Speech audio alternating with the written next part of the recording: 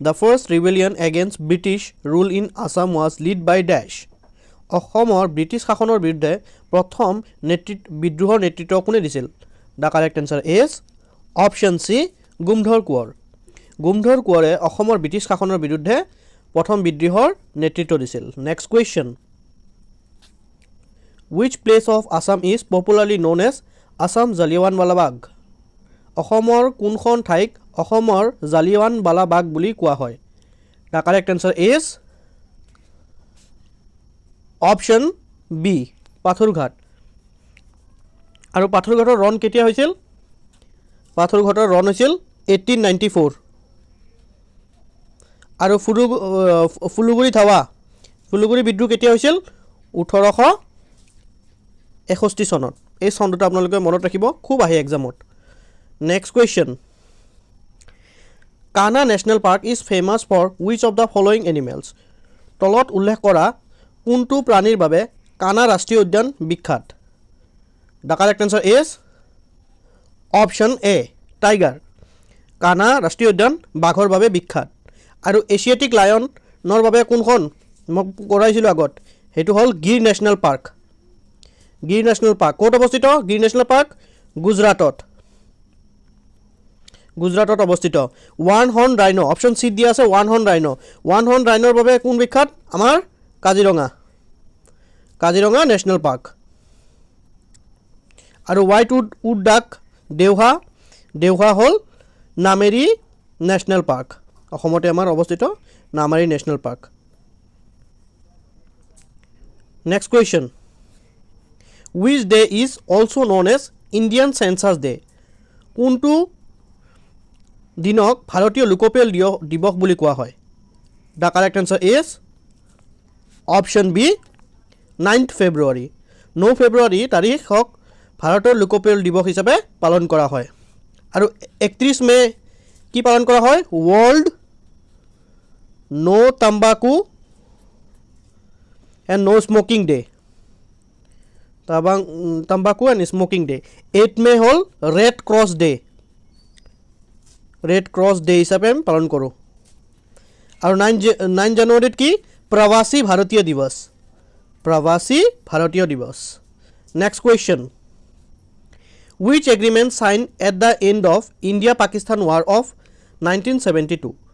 1971 চনত ভাৰত পাকিস্তানৰ যুদ্ধৰ কোনখন চুক্তিৰ স্বাক্ষৰিত কৰা হৈছিল? The correct answer is option C, Shimla Agreement. 1971 চনত ভাৰত পাকিস্তানৰ যুদ্ধৰ পিছত চিমলা এগ্ৰিমেণ্ট স্বাক্ষৰিত কৰা হৈছিল, চিমলা চুক্তি. আৰু চিমলা চুক্তি কিমান তাৰিখে সাইন কৰা হৈছিল? 2 জুলাই 1972. কাৰ কাৰ মাজত? ভাৰত আৰু পাকিস্তানৰ মাজত. আৰু ইণ্ডিয়াৰ হৈ কোনে সাইন কৰিছিল? Prime minister Indira Gandhi. Prime minister Indira Gandhi আৰু জুলফিকাৰ আলী ভুট্টো. তেওঁ পাকিস্তানৰ প্ৰেছিডেণ্ট আছিল তেতিয়া. অপশ্যন বি দিয়া আছে তাস্কেণ্ট ডিক্লেৰেশ্যন. এই তাস্কেণ্ট ডিক্লেৰেশ্যন সাইন হৈছিল 10th জানুৱাৰী 1966ত. কাৰ কাৰ মাজত? ইণ্ডিয়া আৰু পাকিস্তানৰ মাজত. ইণ্ডিয়াৰ হৈ কোনে বুজিছিল? লাল বাহাদুৰ শাস্ত্ৰী. লাল বাহাদুৰ শাস্ত্ৰী. আৰু পাকিস্তানৰ কোন আছিল তেতিয়া? আয়াব খান. আয়াব খান. আপোনালোকে নোটছ বনাই ল'ব প্লিজ, আপোনালোকৰ খুব হেল্প হ'ব এনেকুৱা ধৰণৰ নোটছৰ পৰা যিকোনো এক্সামৰ বাবে. Next question. In which state the living root bridge is found? কোনখন ৰাজ্যত জীৱিত শিপাৰ দলং পোৱা যায়? The correct answer is option B, Meghalaya. Diamond mines in India located ডেছ? ভাৰতত হীৰাৰ খনিজসমূহ ডেছত অৱস্থিত? The correct answer is option A, Madhya Pradesh. ভাৰতৰ হীৰাৰ খনিসমূহ মধ্যপ্ৰদেশত অৱস্থিত. ঝাৰখণ্ডত লাৰ্জেষ্ট প্ৰডিউচাৰ হয় আমাৰ কয়লাৰ লাৰ্জেষ্ট প্ৰডিউচাৰ ঝাৰখণ্ড. আৰু পেট্ৰলিয়াম প্ৰডাক্ট পেট্ৰল আদিৰ লাৰ্জেষ্ট প্ৰডিউচাৰ হ'ল গুজৰাটত. হয় next question who presided over the meeting of council of minister in India মন্ত্ৰী পৰিষদৰ বৈঠকত কোনে সভাপতিত্ব কৰে কোনে কৰে গভৰ্ণৰ লোকসভা প্ৰেছিডেণ্ট নে প্ৰাইম মিনিষ্টাৰে the correct answer is option D prime minister মন্ত্ৰী পৰিষদৰ বৈঠকত প্ৰধানমন্ত্ৰীয়ে সভাপতিত্ব কৰে next question which type of soil is best for cotton production নিম্নলিখিত কোনটো মাটি কপাহ খেতিৰ বাবে উপযোগী ইয়াৰ কাৰেক্ট আনসাৰ হ'ল অপশ্যন এ ব্ল্যাক সয়েল কপাহ খেতিৰ বাবে উপযোগী আৰু ব্ল্যাক সয়েলক আৰু কি সয়েল বুলি কোৱা হয় ৰেগুৰ সয়েল কেতিয়াবা অপশ্যনত ৰেগুৰ সয়েল বুলিও আহি যাব আৰু এলুভিয়াল ৰেড লেটাৰাইজ সয়েল হ'ল ইম্পৰ্টেণ্ট হ'ল কেশিউ নাটছ মানে কাজু বাদামৰ খেতিৰ বাবে আৰু এলুভিয়াল সয়েলৰ সদায় মনত ৰাখিব এলুভিয়াল সয়েলৰ উৰ্বৰ ক্ষমতা আটাইতকৈ বেছি উৎপাদন প্ৰডাক্টিভ পাৱাৰ আটাইতকৈ বেছি আৰু লেটাৰাইজ সয়েলত আমাৰ next question What is the name of sugar found in milk? গাখীৰত পোৱা চেনিৰ নাম কি? The correct answer is option B lactose. গাখীৰত lactose sugar পোৱা যায় আৰু গাখীৰক দৈলৈ পৰিণত কৰা বেক্টেৰিয়াবিধ হৈছে লেক্টোবেচিলাছ আৰু গাখীৰৰ পিউৰিটি চেক কৰা মিটাৰটো হৈছে lactometer next question What award did Jadov Payeng win for his contribution?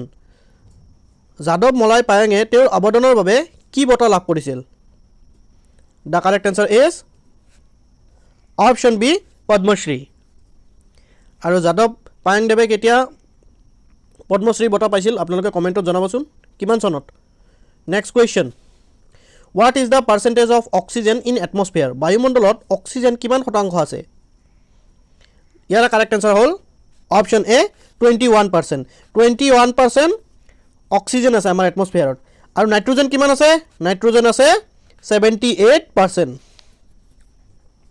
Next question which is the largest gulf in the world পৃথিৱীৰ আটাইতকৈ ডাঙৰ উপসাগৰ কোনটো the correct answer is option b gulf of mexico Mexico উপসাগৰ হৈছে পৃথিৱীৰ আটাইতকৈ ডাঙৰ উপসাগৰ next question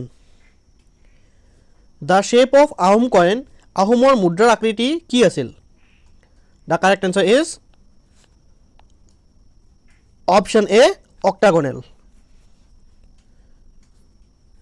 which Burman king first took the title Maharaja Dhiraj কোনজন বৰ্মন ৰজাই প্ৰথমে মহাৰাজা ধীৰাজ উপাধি লৈছিল the correct answer is option a Pushya বৰ্মনে প্ৰথমে মহাৰাজা ধীৰাজ উপাধি লৈছিল আৰু ভাস্কৰ বৰ্মনক কি ৰজা বুলি কোৱা হয়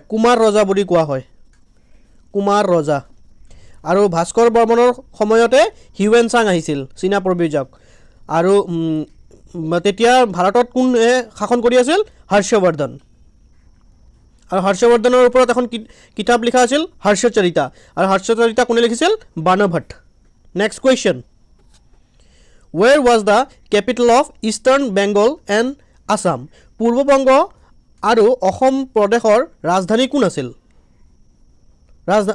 ৰাজধানী ক'ত আছিল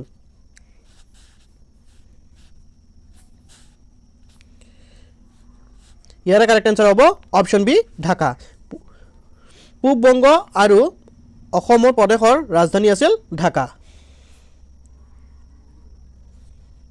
Fundamental duties are included in the Indian Constitution by which amendment?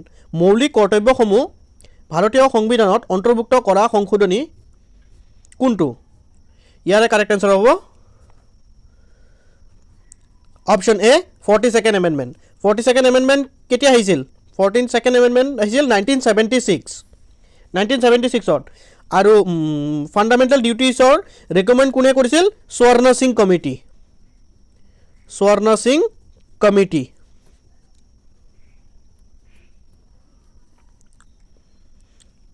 Next question আৰু ফাণ্ডামেণ্টেল ডিউটিজ আমি ক'ৰ পৰা লৈছোঁ USSRৰ কনষ্টিটিউশ্যনৰ পৰা USSRৰ কনষ্টিটিউশ্যনৰ পৰা আমি ফাণ্ডামেণ্টেল ডিউটিজখিনি লৈছোঁ next question the founder of Rashtrakuta dynasty Rashtrakuta বংশৰ প্ৰতিষ্ঠাপক কোন the correct answer is option A Dantidurga Rashtrakuta বংশৰ প্ৰতিষ্ঠাপক হ'ল দান্তি দুৰ্গ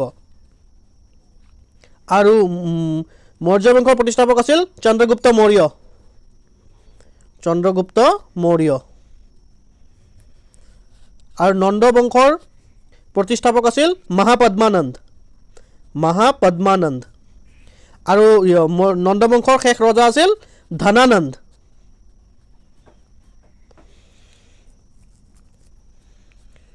next question Irani trophy related to which sport Irani trophy কি খেলৰ লগত জড়িত the correct answer is option A cricket Irani trophy ক্ৰিকেটৰ লগত জড়িত ফুটবলৰ লগত কি আছিল ফুটবলৰ লগত আছিল ৰভাৰ্ছ কাপ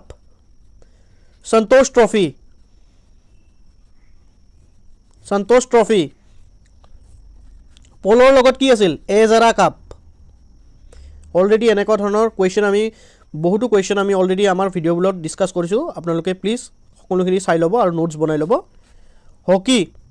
হকীত কি আছিল বেটেন cup Aga Khan cup major Dhyan Chand cup ইত্যাদি নেক্সট কুৱেশ্যন ৰংগাস্বামী কাপ ইত্যাদি next question Khyal is a Hindustani folk dance drama related to which state? Khyal লোকনৃত্য কোন ৰাজ্যৰ লগত জড়িত? The correct answer is option A Rajasthan. Khyal লোকনৃত্য ৰাজস্থানৰ ষ্টেটৰ লগত জড়িত মহাৰাষ্ট্ৰৰ লগত লাৱনী নৃত্য জড়িত আছিল আৰু ৰাজস্থানৰ আৰু এখন আছিল লোকনৃত্য আছিল ঘুমৰ এই পদ্মাৱত চিনেমাখনত দেখা যায় ঘুমৰ সেইখন নেক্সট কুৱেশ্যন সৰি কুৱেশ্যন শেষ হৈ গ'ল থেংক ইউ এভৰিৱান আমাৰ ভিডিঅ'টো যদি আপোনালোকৰ ভাল লাগিছে প্লিজ লাইক শ্বেয়াৰ আৰু ছাবস্ক্ৰাইব কৰিব